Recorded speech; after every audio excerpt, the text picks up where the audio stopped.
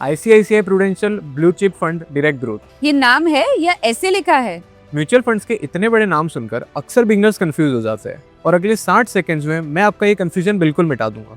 सबसे पहले first part को देखो, ये होती है एएमसी यानी एसेट मैनेजमेंट कंपनी, और ये आपका पैसा मैनेज करती है। जैसे यहाँ आईसीआईसीआई प्रूडेंशियल लिखा है, इसकी जगह पे एसबीआई, पराग पारिक, एचडीएफसी या कुछ और भी हो सकता है।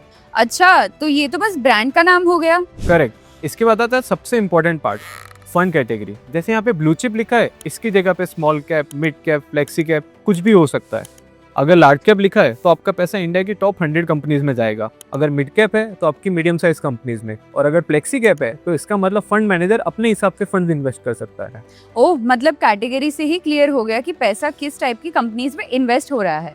और ये जो आखिर में डायरेक्ट और ग्रोथ लिखा है, उसका क्या मतलब होता है? डायरेक्ट का मतलब होता है कि आप किसी भी डिस्ट्रीब्यूटर के बिना डायरेक्टली पैसा इन्वेस्ट कर रहे हो, और रेगुलर का मतलब है कि बीच में कोई ना कोई ब्रोकर है। और अगर ग्रोथ लिखा है, इसका मतलब जो भी रिटर्न्स आएंगे वो री इन्वेस्ट होते रहेंगे ताकि लॉन्ग टर्म में आपको कंपाउंडिंग का पूरा बेनिफिट मिले।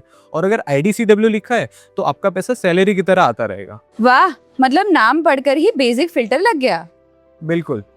और इनसाइट्स ऐप पर जाकर आप किसी भी म्यूचुअल फंड का नाम सर्च कर सकते हैं, उनकी कैटेगरी और उनके एग्जाम्पल्स और उनकी डिटेल एकदम सिंपल तरीके से वहां पे शो की गई है। Insights. Finance just better.